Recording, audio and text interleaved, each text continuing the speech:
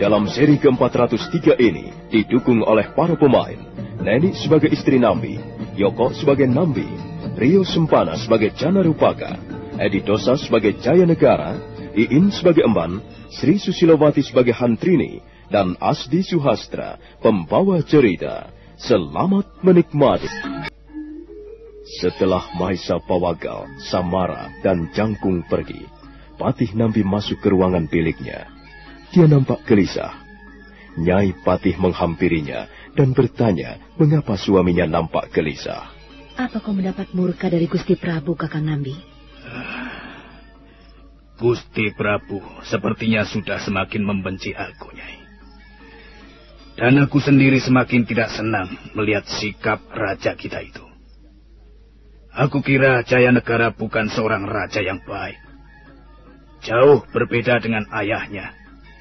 Seperti bumi dan langit. Setiap raja mempunyai gaya masing-masing untuk memimpin rakyatnya, Kakang. Kau sendiri yang mengatakan begitu. Ini bukan soal gaya lagi, Nyai.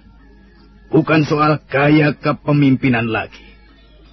Ini soal perbuatan sewenang-wenang. Ini soal pelanggaran hak asasi manusia. Tapi ini menurut pendapatku. Aku tidak tahu. Apakah pendapatku itu salah atau benar? Jika kau mempunyai pendapat, tentu saja kau harus meyakininya sebagai sesuatu yang benar, Kakang. Itulah, Nyai. Sepertinya sekarang ini aku kehilangan kepercayaan diri. Seringkali aku ragu-ragu. Dan bahkan kadang-kadang aku merasa takut. Apa karena aku sudah tua ya, Nyai? Setiap hari, orang akan bertambah tua, Kakang.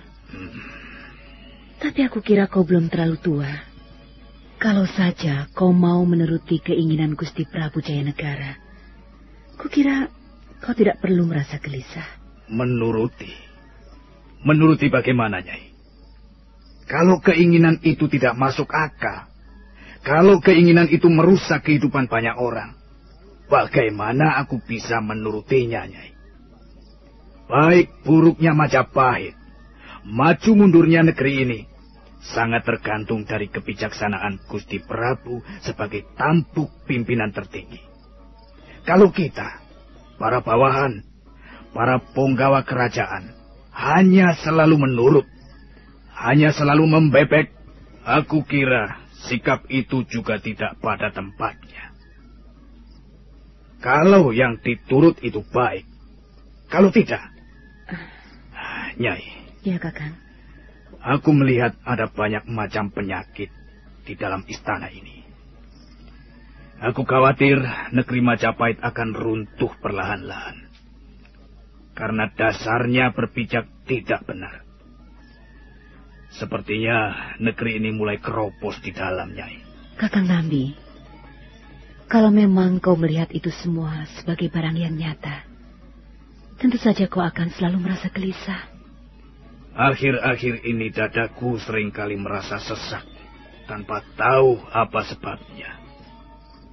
Mungkin itulah, karena udara di lingkungan istana Majapahit ini sudah tercemar, sudah kotor, tidak bersih seperti dulu, ketika Prabu Kertarajasa Jayawardana masih memegang tampuk pemerintahan. Sudahlah, Kakang. Apa gunanya memikirkan hal-hal yang sudah berlalu? Memang, Nyai. Lebih baik kita lihat ke depan daripada menggandrungi hal-hal yang sudah berlalu. Memang tidak ada gunanya. Hanya akan menambah sakit sendiri. Tapi kukira aku sudah mulai tua. Seringkali aku bertanya, apakah aku masih pantas menduduki jabatan Patih Hamangkubumi? Kau kan tidak bekerja sendiri, Kakang Nambi. Kau mempunyai banyak penggawa kerajaan yang bisa membantumu. Seperti Mahisa Pawaga misalnya. Ya. Atau Samara. Atau Rake Jangkung. Ya, kalau kau mendapat kesulitan, kau bisa berbincang-bincang dengan mereka, Kakang. Patih Hamangkubumi. Sudah lama sekali Ramapati mengincar kedudukan ini. Patih Hamangkubumi. Dan sudah lama juga aku duduk di tempat ini. Di atas kursi Patih Hamangkubumi. Dulu, Ranggalawi juga pernah menginginkannya. Tapi Ranggalawi tersingkir bersama rencana pemberontakannya yang disusun dari Istana Tuban. Selanjutnya Lembu Sora. Lembu Sora jatuh karena muslihat yang dipasang Ramapati.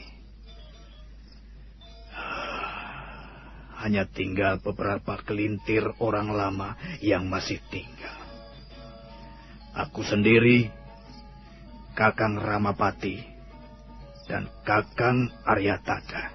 Mestinya kau bisa bersikap seperti Kakang Aryatada. Lihat saja.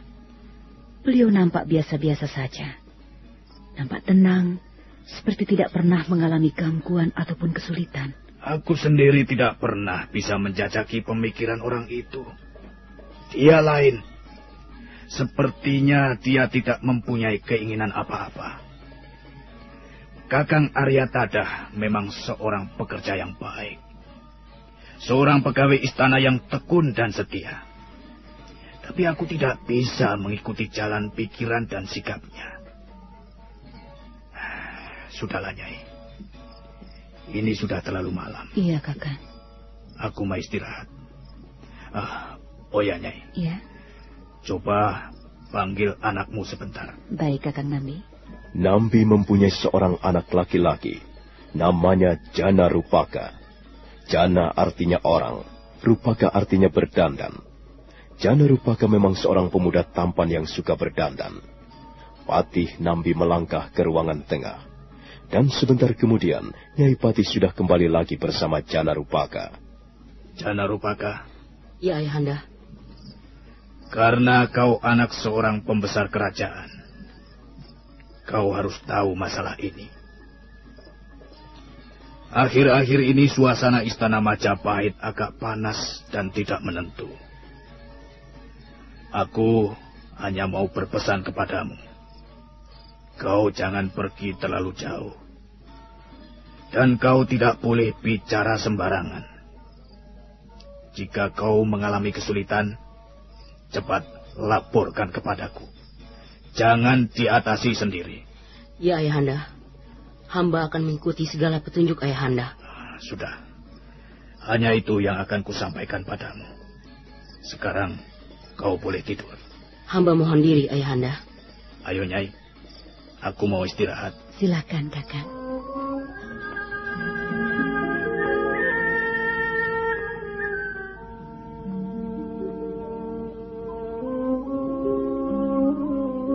Mangkujudo, Dirman sebagai Dipono, dan Mogan sebagai Doyinde.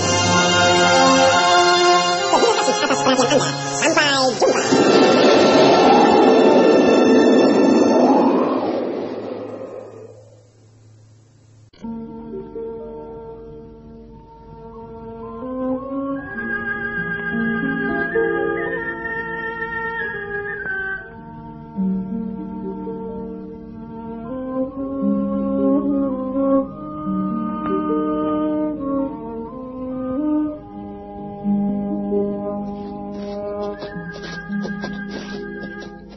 Prabu Jayanegara mempunyai kegemaran menunggang kuda mengelilingi benteng Istana Majapahit. Hampir setiap hari beliau melakukan apa yang menjadi kesenangannya itu.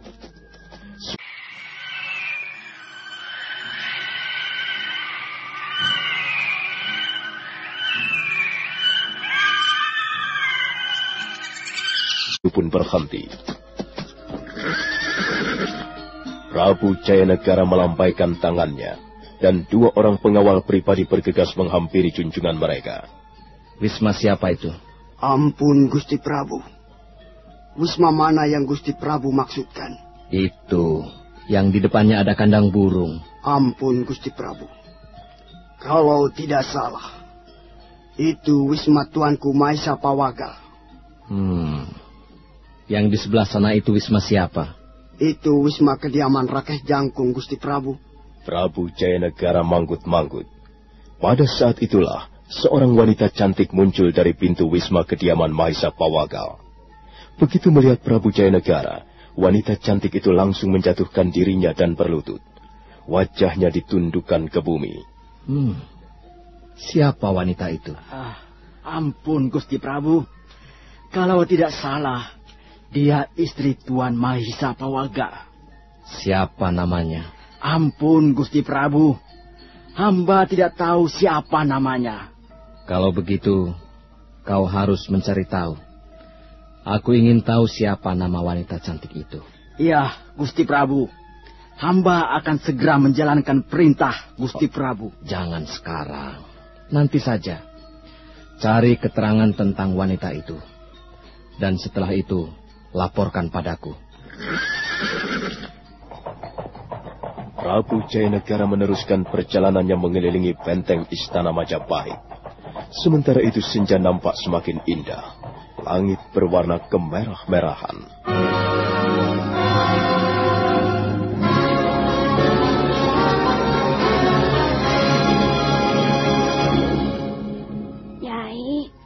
Nyai, Bimban, rupanya Gusti Prabu Jayanegara sudah pergi. Beliau sudah pergi ke sana. Ke arah sana, Nyai. Aku takut sekali, Bimban. Aku sama sekali tidak menduga Gusti Prabu akan lewat sini. Aku buru-buru menjatuhkan tubuhku di halaman. Apa Gusti Prabu sempat melihatmu, Nyai? Entahlah, Bi. Aku tidak tahu. Mudah-mudahan saja beliau tidak melihatmu. Hantrini, istri Mahisa Pawagal, kembali melangkah ke wismanya. Insan manusia.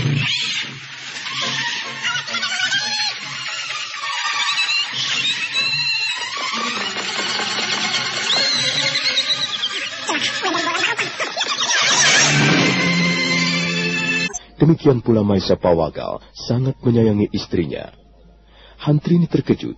Dia baru membenahi ruangan tengah ketika mendadak terdengar derap orang-orang berkuda memasuki halaman wisma.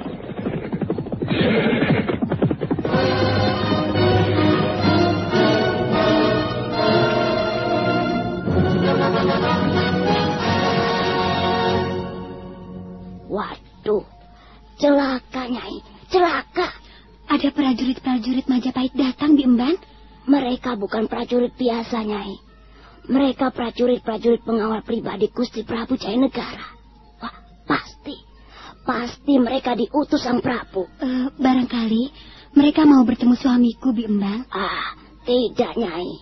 Mereka pasti mau bertemu Nyai sendiri. Mau bertemu aku? Waduh, Nyai ini bagaimana? Apa Nyai belum tahu siapa itu Prabu Jayanegara? Waduh, Nyai, celaka. Mengapa Nyai Hantrini tadi keluar wisma? Sekarang sudah terlanjur, Nyai. Terlanjur? Apa maksudmu, Bimban? Seharusnya Nyai tadi diam di dalam wisma. Mengapa sampai keluar sehingga Prabu Jayanegara melihat Nyai? Aku sudah berlutut di halaman, Bimban. Aku sudah memberikan sembah. Apa aku melakukan kesalahan? Salah, Nyai. Nyai telah melakukan kesalahan besar. Nyai adalah seorang wanita cantik. Dan Gusti Prabu Jayanegara itu senang bermain-main dengan wanita cantik. Itu sudah bukan rahasia lagi, Nyai. Semua orang sudah tahu. Bimban, aku kan sudah mempunyai suami. Mana mungkin Gusti Prabu menginginkan seorang wanita yang sudah bersuami? Ya, tapi mudah-mudahan saja Gusti Prabu Jayanegara tidak sempat melihat Nyai secara jelas. Sudahlah, Bi. Kau tunggu di sini saja. Biar aku yang akan menemui mereka. Orang prajurit pengawal pribadi raja berdiri di depan wisma. Mereka segera membungkuk hormat di depan istri pejabat kerajaan itu. Ada apa, prajurit?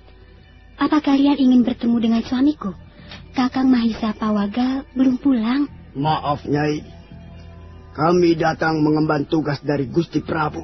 Sekarang juga Nyai diperkenankan menghadap beliau di ruang pribadi raja. Apa?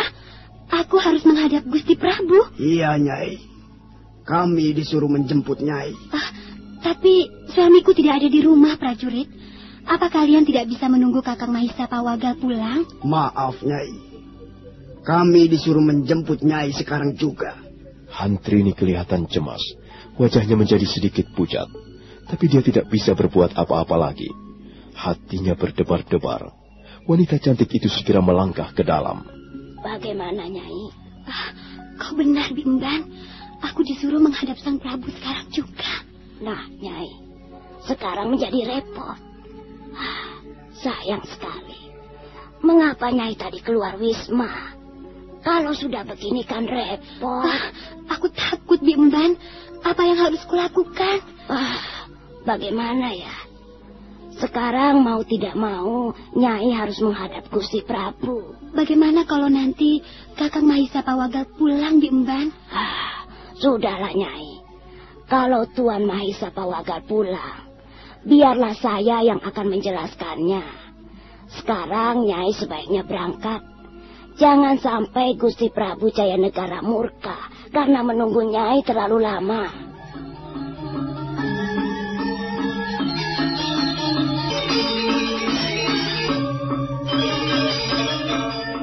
Hantrini kebingungan di ruangan biliknya.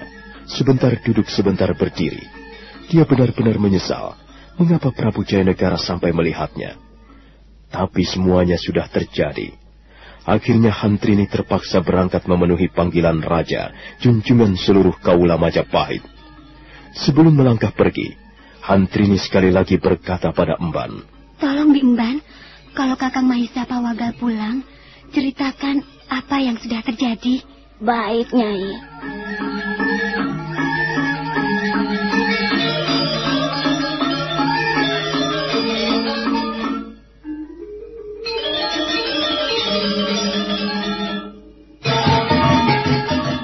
Hantrini naik ke atas kereta kuda yang mewah, sekalipun ukurannya kecil. 4 orang prajurit pengawal pribadi raja sudah berdiri di atas punggung kudanya masing-masing. Ayo, kita berangkat. Jangan sampai Gusti Prabu terlalu lama menunggu.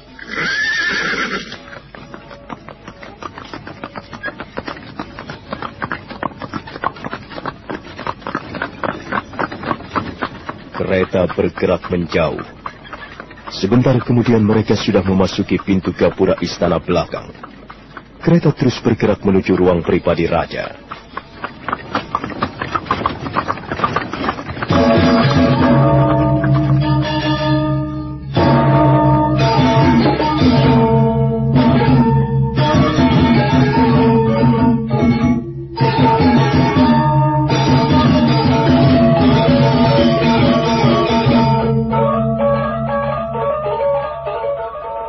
Lama setelah Hantrini pergi, Mahisa Pawagal pulang.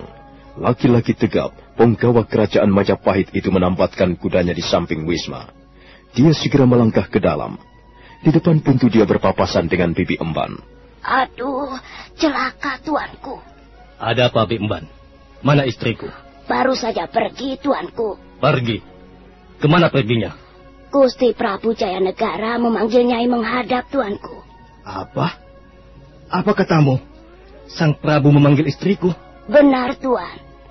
Kebetulan sekali Sang Prabu melihat istri Tuan di halaman wisma. Dan sebentar kemudian, ada 4 orang prajurit pengawal pribadi menjemput Nyai, Tuan. Bagaimana hal itu bisa terjadi? Nyai juga menyesal sekali, Tuanku. Tapi apa boleh buat?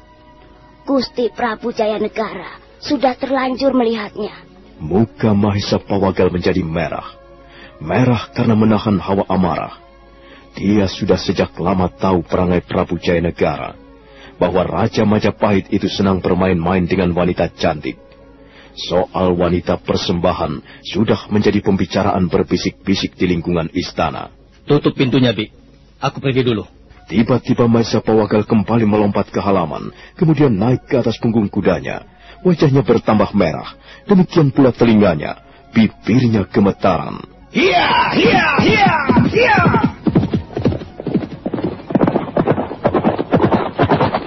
Mahisa Pawagal melarikan kudanya menuju pintu gapura belakang. Binatang itu berlari kencang bagaikan terbang. 2 orang prajurit terpaksa membuang tubuhnya ke samping ketika Mahisa Pawagal lewat. Tapi sebelum sampai di pintu gapura belakang, Mahisa Pawagal berhenti sejenak. Dan saat berikutnya, dia memutar kudanya, dan sekarang dia melarikan binatang itu menuju ke rumah kediaman Patih Nambi. Hiya! Hiya! Hiya! Hiya!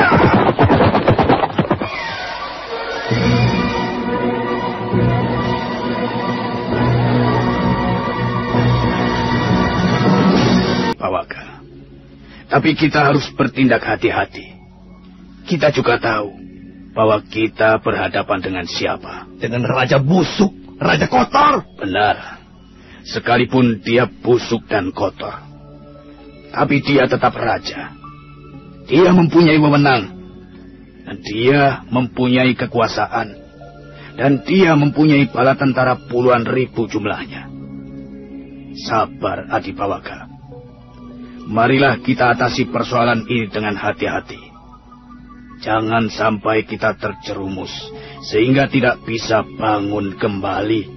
Aku heran, Kakang Nambi. Banyak wanita cantik. Dia bisa menyuruh orang untuk mengumpulkan wanita-wanita cantik yang tidak bersuami. Mengapa malah merebut istriku? Aku benar-benar tidak bisa mengerti bagaimana jalan pikiran Prabu Jayanegara itu. Kalau begini, rasa-rasanya aku memberontak saja. Adi Pawagal, sekali lagi aku peringatkan, kalau kita tidak berhati-hati, kita akan terpeleset. Baiklah, sekarang apa yang bisa kulakukan, Kakang Nambi? Aku tidak bisa tinggal diam sementara istriku dipermalukan orang. Begini saja, kau tidak perlu khawatir. Kau tunggu di sini. Sementara biar aku yang akan mengambil istrimu. Iya, begitu lebih baik, Adi Pawagal. Jangan kau sendiri yang mengambilnya. Aku takut kau tidak bisa mengendalikan hatimu yang panas. Dan akhirnya kau sendiri yang akan menjadi korban. Nah, Adi Pawagal, kau boleh menunggu di sini atau di rumahmu. Sekarang biarlah aku pergi menjemput istrimu.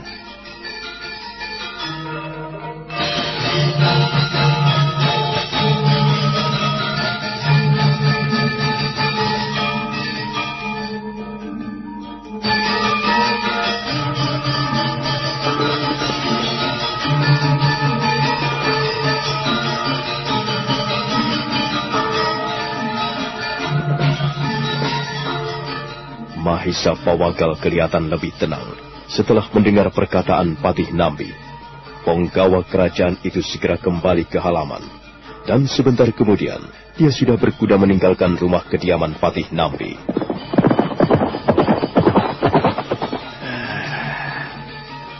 Memang keterlaluan sekali.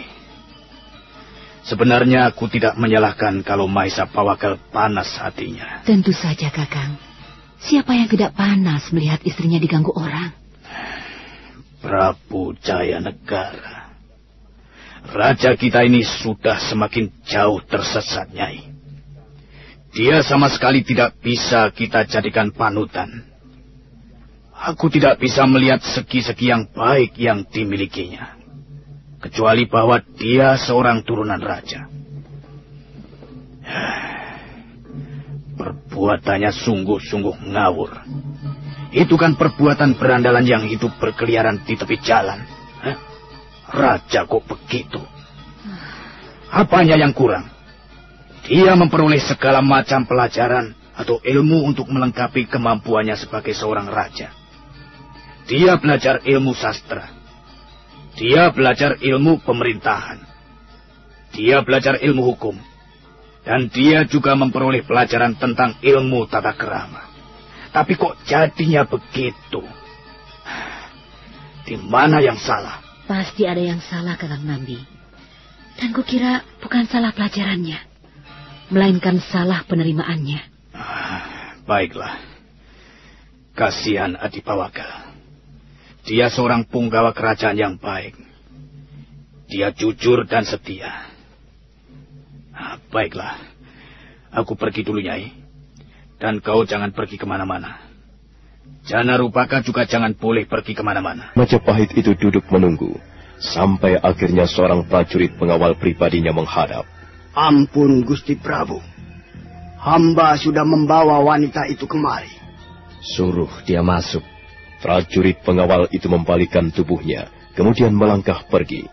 Sebentar kemudian dia sudah kembali lagi bersama Hantrini. Prabu Jayanegara memberikan isyarat dengan tangannya, dan prajurit pengawal pergi setelah menutup pintu ruangan. Duduklah. Jangan berdiri di situ. Kau tidak perlu takut. Kau tidak akan kehilangan apa-apa, karena kau memang tidak mempunyai apa-apa. Nah, duduklah. Iya, Gusti Prabu. Benarkah kau istri Mahesa Pawagal? Benar, Gusti Prabu. Siapa namamu? Nama hamba Hantrini, Gusti. Hantrini. Sudah lama kau menjadi istri Mahesa Pawagal, Hantrini? Sudah cukup lama, Gusti Prabu. Sudah 5 tahun hamba mendampingi Kakang Mahesa Pawagal. Dan kau senang menjadi istri Mahesa Pawagal? Hamba mencintainya, Gusti Prabu. Apa pangkat suamimu, Hantrini? Suami hamba pangkatnya Kanuruhan, Gusti Prabu. Kanuruhan. Pangkat itu belum tergolong tinggi. Hantrini. Iya, Gusti Prabu. Kau tahu mengapa ku panggil menghadap? Ampun, Gusti Prabu. Hamba sama sekali tidak tahu mengapa Gusti Prabu Jayanegara menginginkan kehadiran hamba. Malam ini kau tidak perlu pulang ke rumahmu. Kau di sini saja menemani aku. Ampun, Gusti Prabu. Hamba mempunyai suami. Hamba harus mengurus suami hamba. Malam ini kau tidak perlu mengurus suamimu. Kau di sini saja bersamaku. Ini merupakan perintah. Dan kau tidak bermaksud membantahnya, bukan? Aduh, Gusti Prabu. Hamba tidak berani membantah perkataan Gusti Prabu. Tapi sudilah kiranya Gusti Prabu mengasihani hamba. Hamba tidak bisa tinggal di sini. Hamba merasa tidak pantas. Hamba hanyalah seorang wanita berkasta rendah. Iya. Kau dan suamimu memang berkasta rendah. Itulah sebabnya kau harus menuruti segala perintahku. Dan perintahku mengatakan bahwa malam ini kau tidak usah pulang ke rumahmu. Kau di sini saja bersamaku. Apa itu tidak cukup jelas? Apa kurang jelas kata-kataku, Hantrini? Sekali lagi kuulangi. Apakah kata-kataku kurang jelas? Cukup jelas, Gusti Prabu. Kalau jelas ya sudah. Kau tinggal mengerjakannya. Coba, Hantrini. Kemari. Jangan kau duduk terlalu jauh. Ampun, Gusti Prabu. Hamba di sini saja. Kemari, Hantrini. Duduk di sini, kataku.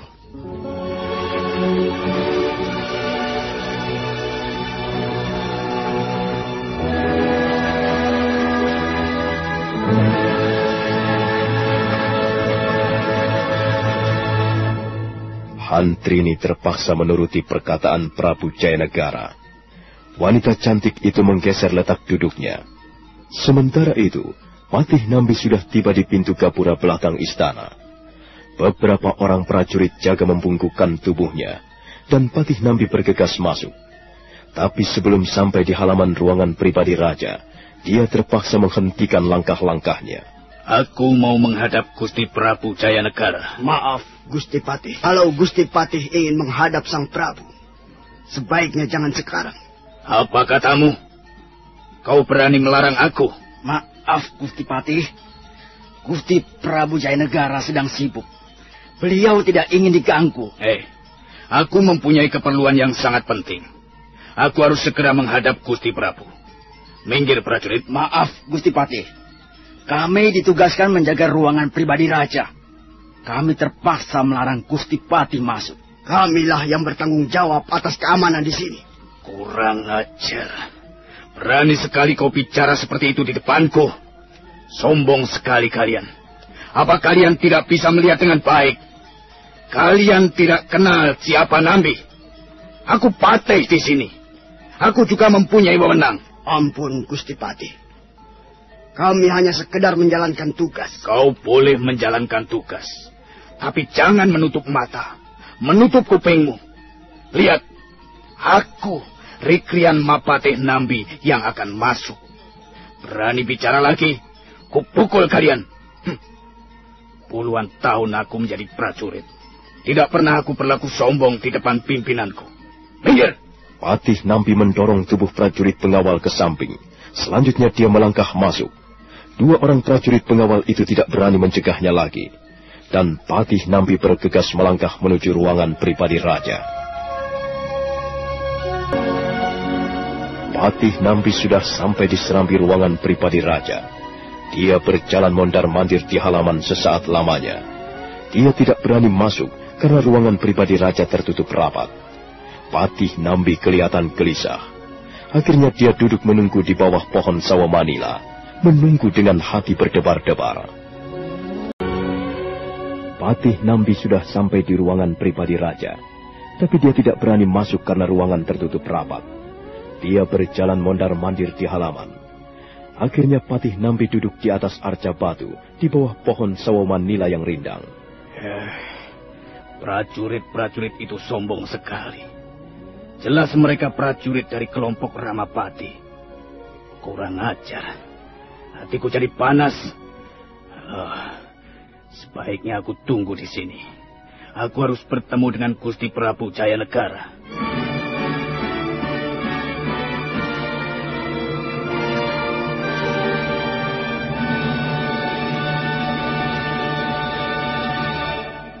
Kau tidak perlu takut, Hantrini.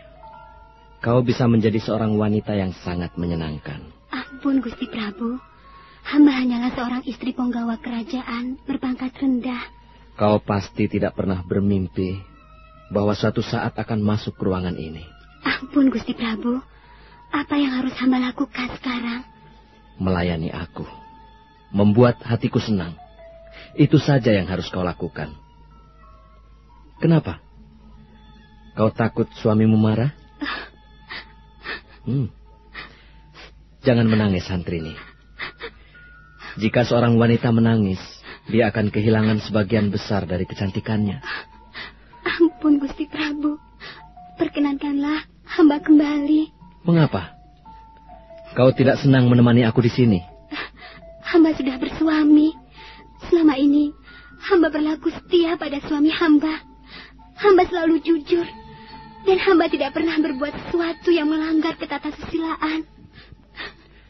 Kau tidak perlu melanggar apa-apa. Ini kemauanku. Kemauan rajamu. Aku tahu. Kau pasti takut pada suamimu. Baiklah. Supaya kau tidak perlu merasa takut lagi. Biarlah aku akan memanggil suamimu kemari. Aku sendiri yang akan bicara padanya. Tapi setelah itu, kau harus mau menuruti keinginanku. Prabu Jayanegara bangkit dan melangkah ke arah pintu ruangan. Kakinya yang pincang membuat jalannya tidak seimbang. Pintu ruangan terkuak perlahan.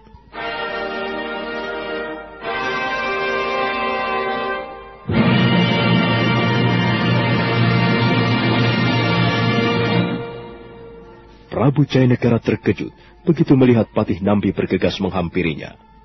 Patih Nambi segera duduk bersila di serambi ruangan. Prabu Jayanegara nampak tidak senang. Paman Nambi, apa yang kau lakukan di sini, Paman? Mengapa kau berani menghadap tanpa kupanggil? Ampun, Gusti Prabu. Ampunilah hamba karena hamba berani menghadap tanpa dipanggil. Cepat katakan kalau ada sesuatu yang ingin kau katakan. Aku tidak mempunyai banyak waktu. Ampun, Gusti Prabu. Hamba datang kemari mewakili Maisa Pawagal, sahabat hamba. Ampun, Gusti Prabu. Apakah Hantrini, istri Maisa Pawagal, ada di sini? Ada. Dia ada di dalam sana. Ampun, Gusti Prabu. Hamba tidak bermaksud mengganggu ketenangan Gusti Prabu.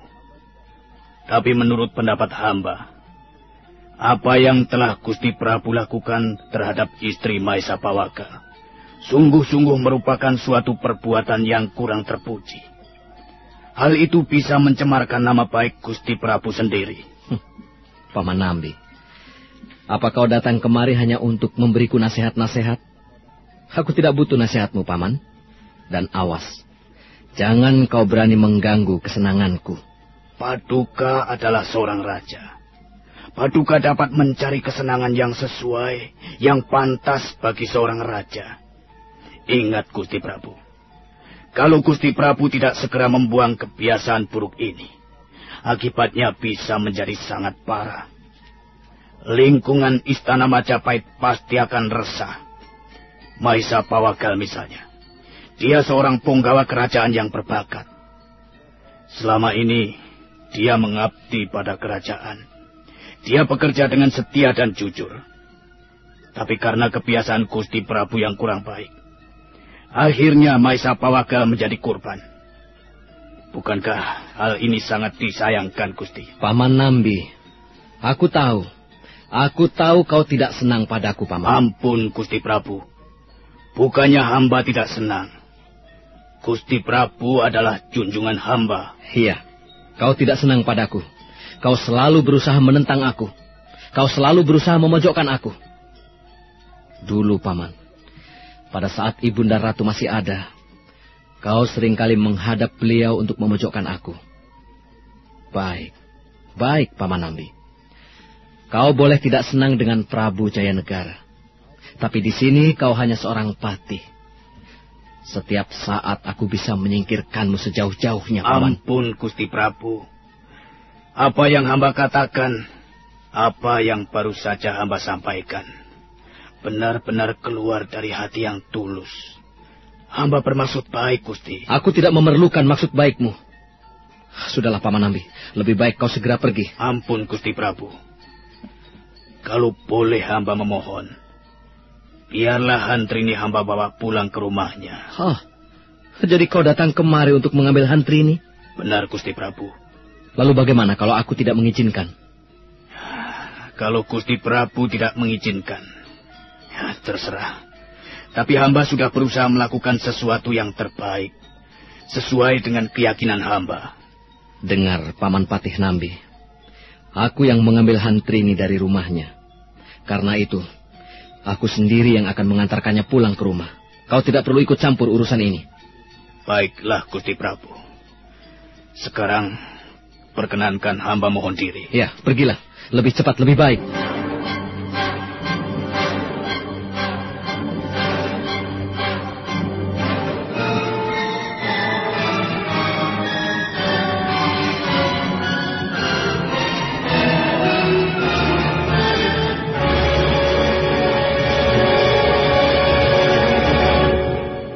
Patih Nambi menghaturkan sembah sebelum melangkah pergi. Prabu Jayanegara kelihatan gusar. Untuk sesaat lamanya beliau melihat Patih Nambi melangkah, sampai tubuhnya lenyap di balik pintu gapura. Prabu Jayanegara melampaikan tangannya, dan 2 orang pengawal pribadi raja bergegas datang. Kami siap menjalankan perintah Gusti Prabu. Panggil Mahisa Pawagal kemari. Baik, Gusti Prabu. Untuk sesaat lamanya Prabu Jayanegara menunggu di serambi ruangan. Dia duduk di atas arca batu. Tak lama kemudian, prajurit pengawal sudah kembali bersama Mahisa Pawagal. Mahisa Pawagal segera menghaturkan sembah setelah duduk bersila. Hamba menghadap Gusti Prabu. Bagus, Mahisa Pawagal. Bagus. Begini. Apakah benar Hantrini istrimu? Benar, Gusti Prabu. Kau beruntung sekali, Mahisa Pawagal. Kau beruntung mempunyai istri cantik seperti Hantrini. Hantrini hanyalah seorang gadis desa, Gusti Prabu. Dia berasal dari daerah Pajarakan. Oh, begini Mahisa Pawagal. Tadi aku menyuruh beberapa orang prajurit pengawal ke rumahmu. Dan mereka kembali ke istana sambil membawa istrimu. Sekarang Hantrini ada di ruangan dalam. Dia tidak apa-apa. Aku sama sekali belum menyentuhnya. Tapi kau pasti tahu apa yang kuinginkan, Mahisa Pawagal. Iya, Gusti Prabu. Hamba tahu. Malam ini, Hantrini tidak usah pulang ke rumahmu. Biarlah dia di sini saja bersamaku. Bagaimana? Jadi, Gusti Prabu Jayanegara benar-benar menginginkan istri hamba. Iya. Aku menghendaki istrimu. Sekarang aku ingin mendengar jawabanmu. Bagaimana, Mahisa Pawagal? Kau rela menyerahkan istrimu? menurut orang-orang kau adalah seorang penggawa kerajaan yang baik.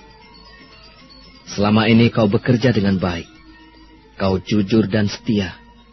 Dan sudah lama kau mengabdi pada kerajaan. Tapi aku masih minta bukti yang lebih besar, Maesa Pawagal. Buktikan bahwa kau benar-benar setia kepadaku. Buktikan bahwa kau seorang penggawa kerajaan yang baik, yang mau mengorbankan apa saja untuk melayani junjunganmu. Aduh, Gusti Prabu Jayanegara, Raja junjungan hamba. Di dunia ini hamba hanya mempunyai 3 macam hal yang hamba anggap paling berharga. Pertama ialah sebuah pedang sebagai lambang keprajuritan hamba di kerajaan Majapahit. Yang kedua adalah istri hamba, Hantrini. Dan yang ketiga adalah nyawa hamba sendiri. Gusti Prabu dapat membayangkan bagaimana kalau hamba sampai kehilangan Hantrini. Hamba sangat mencintainya. Aduh, Gusti Prabu, hamba mohon, janganlah Gusti Prabu mengambil Hantrini dari tangan hamba.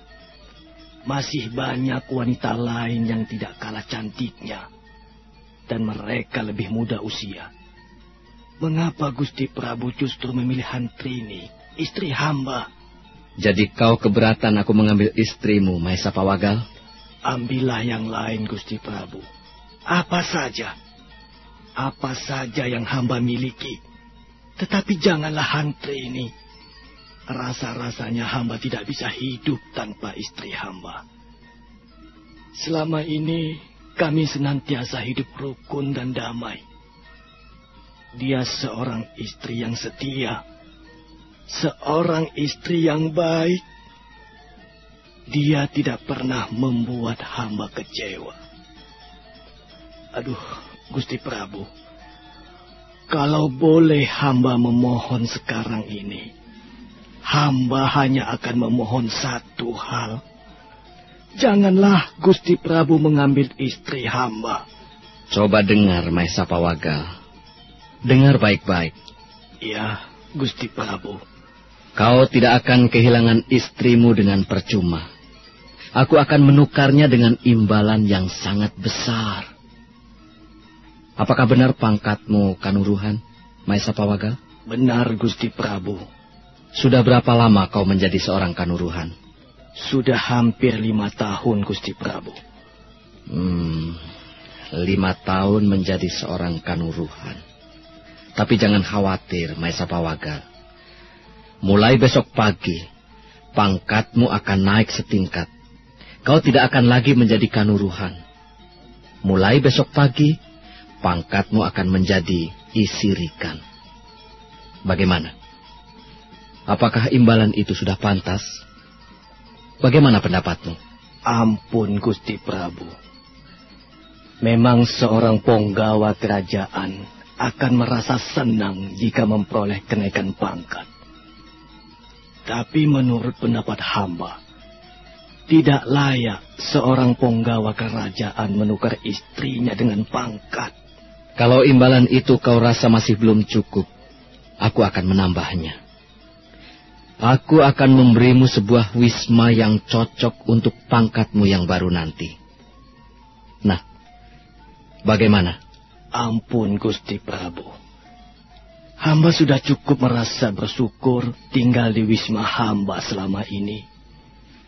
Sekalipun wisma itu sederhana, tapi kami pernah tinggal bersama-sama dalam waktu yang cukup lama, Gusti.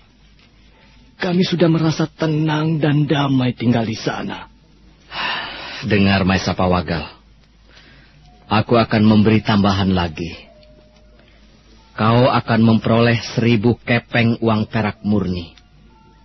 Kalau kau setuju, sekarang juga aku akan menyuruh mantri keuangan mengantarkannya ke rumahmu. Bagaimana? Ampun, Gusti Prabu.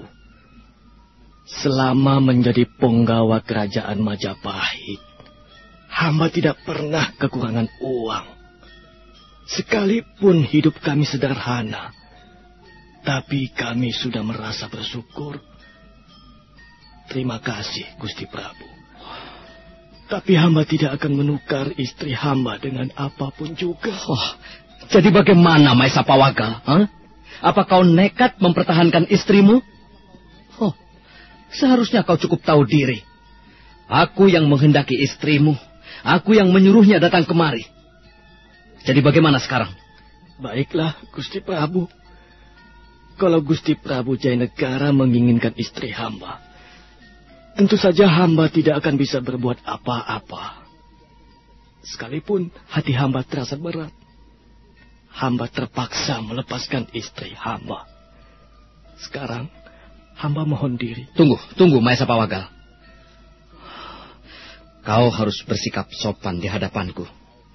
Kau tidak bisa pergi begitu saja. Kau datang kemari karena kupanggil. Dan kau boleh pergi setelah aku menyuruhmu pergi. Ampun, Gusti Prabu. Hamba pergi karena memang tidak ada lagi yang bisa hamba lakukan di sini. Dengar, Maesa Pawagal. Jika aku marah, 100 orang prajurit pengawal akan datang kemari. Dan jika aku menghendaki, mereka akan segera menangkapmu. Dan pada saat itu, kau sudah menjadi seorang penjahat karena berani menentang raja junjunganmu. Kau mengerti? Iya, Gusti Prabu. Hamba mengerti. Hamba mohon ampun. Hamba mengaku bersalah. Nah, Maesa Pawagal, sekarang kau boleh pergi. Kau tidak perlu menunggu istrimu pulang. Kau bekerja saja seperti biasanya. Kalau aku sudah tidak menghendakinya lagi, istrimu akan diantarkan pulang. Cukup jelas, Maesa Pawagal? Iya, Gusti Prabu. Kiranya sudah cukup jelas. Sekarang kau boleh pergi.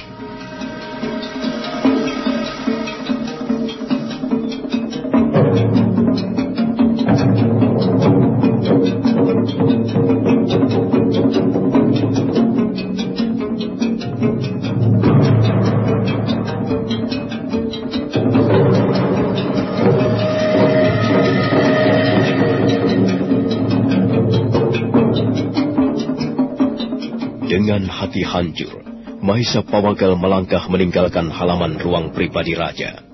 Laki-laki tegap perkasa itu berjalan menundukkan kepalanya. Sebenarnya dia sangat marah, dan dia hampir saja tidak dapat mengendalikan diri. Tapi dia lalu ingat pesan Patih Nambi. Akhirnya Maesa Pawagal berhasil mendinginkan hatinya yang panas bagaikan disiram bara api. Prabu Jayanegara tersenyum melihat laki-laki itu lenyap di balik pintu gapura istana. Selanjutnya Prabu Jayanegara kembali melangkah ke ruangan dalam. Tiba-tiba pandangan matanya menangkap sosok tubuh Hantrini yang terkapar di lantai ruangan. Darah segar mengalir membasahi pakaian dan rambutnya, dan sebilah keris kecil menancap di bagian jantungnya. Prajurit! Prajurit!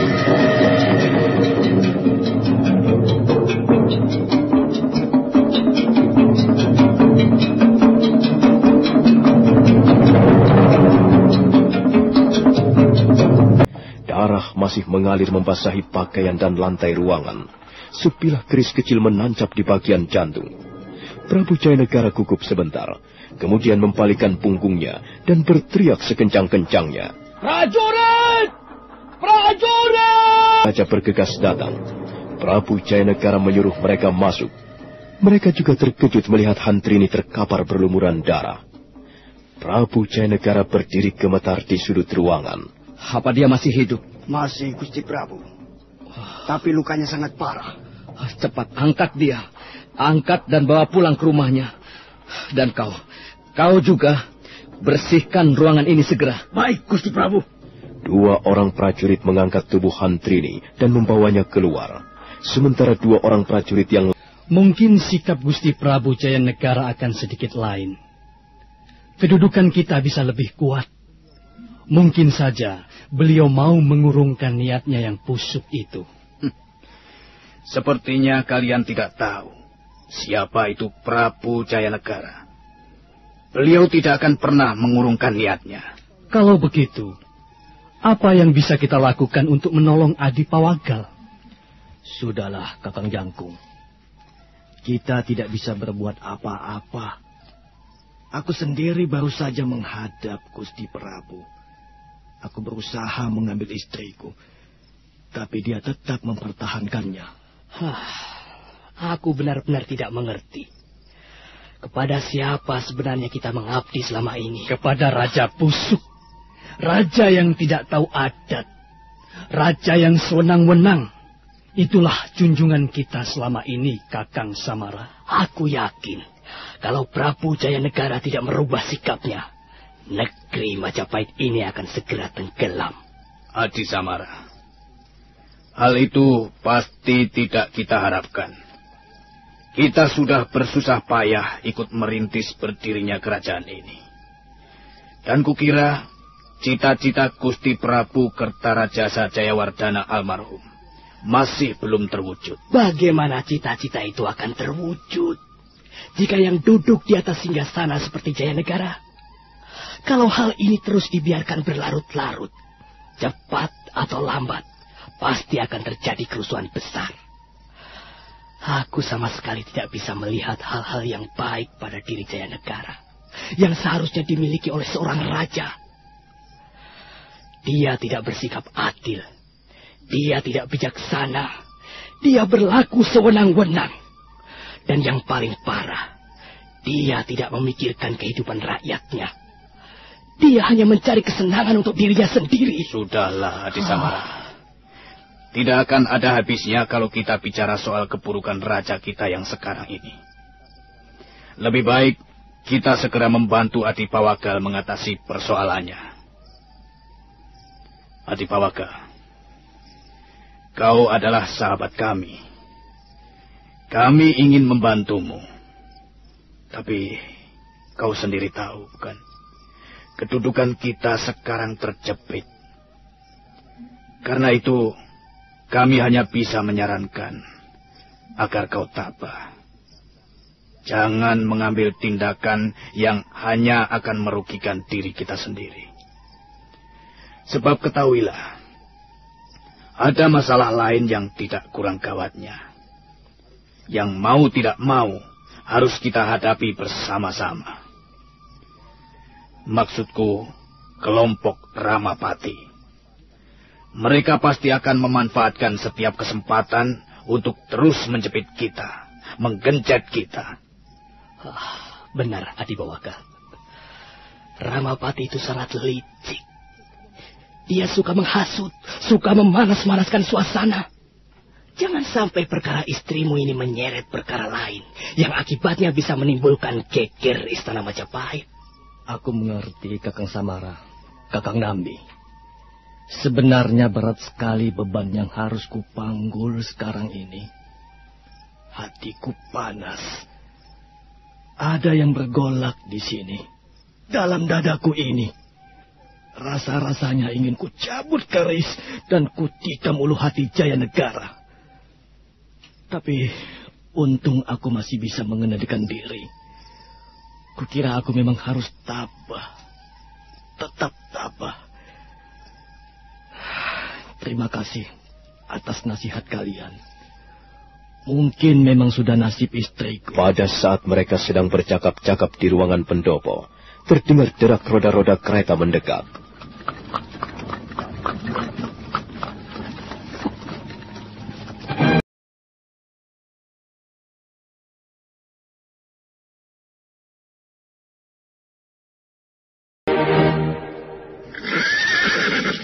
Pembicaraan mereka seketika terhenti. Mahesa Pawagal melompat ke halaman, dan dia melihat dua orang prajurit mengangkat tubuh Hantrini turun dari kereta. Salah seorang prajurit menceritakan apa yang telah terjadi pada diri Hantrini. Mahesa Pawagal membopong tubuh istrinya ke ruangan pendopo, sementara prajurit-prajurit pengawal pribadi raja kembali ke istana.